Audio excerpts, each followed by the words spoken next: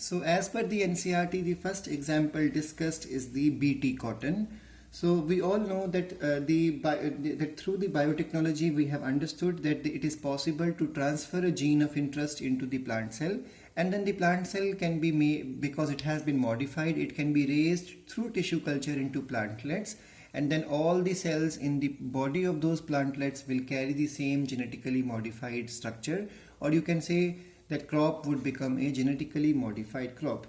So the first thing to remember here is that we all know that we are using a lot of pesticides and it is causing harm to the ecosystem, because these pesticides not just kill the pest, they also kill the unwanted or healthy or non-targeted insects also. So we all know that Bt toxin is produced by the bacterium called as Bacillus Thuringiensis. It's the short form is Bt. B stands for Bacillus, T stands for Thuringiensis. This gene has been cloned from the bacteria and has been expressed in plants to provide resistance towards the insect, because we know there are many insects which lay eggs on the leaves, underside of the leaves, or otherwise there are insects visiting at the night time on the plants and they feed upon the leaves.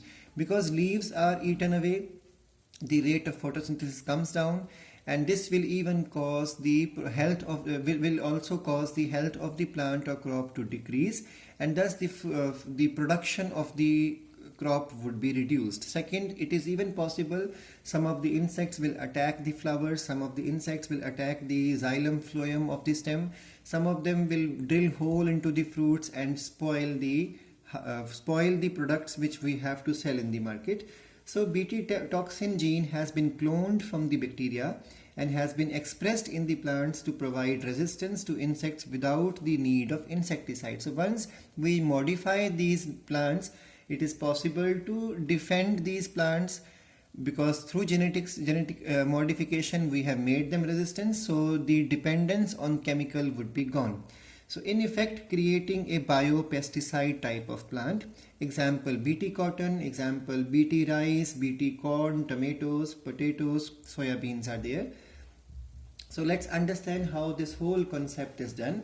So the first thing is, with the help of either the gene gun method or with the disarmed pathogen vector, we have covered this in the 11th class, that how through gene gun with the help of gold or tungsten microparticles coated with the desired DNA, we can transfer the gene of interest into the nucleus of the plant cell, or otherwise with the help of disarmed pathogen vector, the example of Ti plasmid of carrying tDNA of agrobacterium, that it can be made into disarmed pathogen vector, and that gene of interest, which gene providing resistance, which is called later in the NCERT as the Cry gene, Cry gene.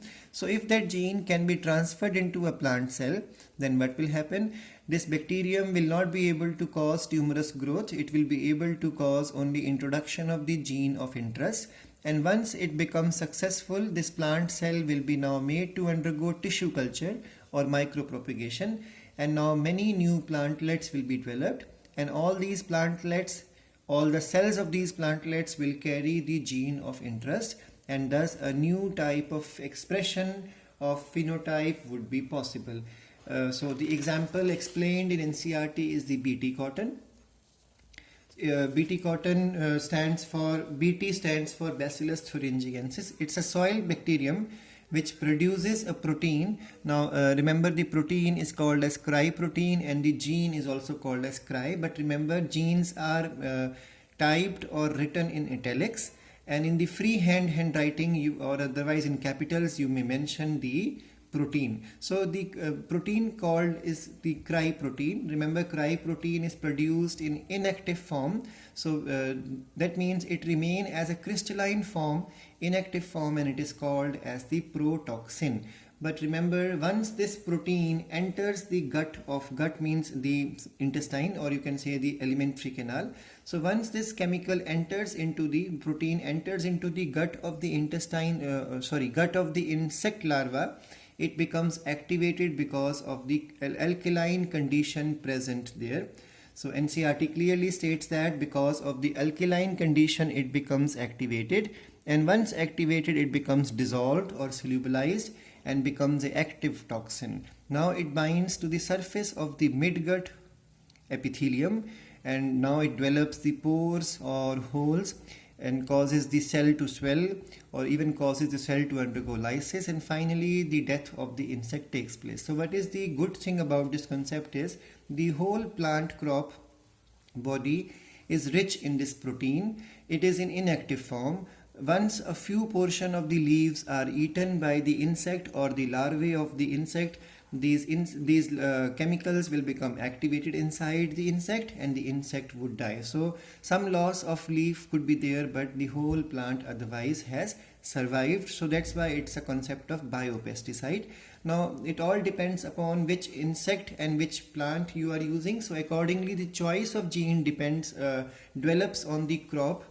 The choice of the gene depends upon the crops as well as it depends upon the target pests. So XI gene codes for XI protein, and the NCERT examples are these. XI first AC and XI second AB both are efficiently active against cotton. So they are introduced into cotton and they work against bollworms. Bollworms spoils the fruit of the cotton. So cotton, we all know, comes from the fruit itself.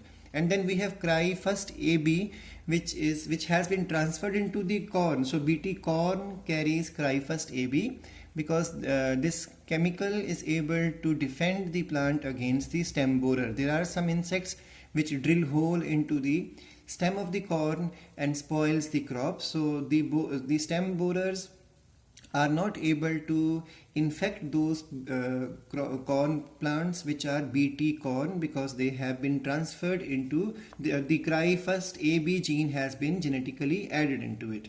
So this is the way the BT cotton or other types of crops which have been modified into BT crops work. So this XI gene is introduced into the plant cell, and then through tissue culture plantlets are developed, and there are many such plants which have been developed, and NCERT clearly gives the name of some of the categories of insects which against which BT toxin function. So Lepidopterans include tobacco budworms and armyworms.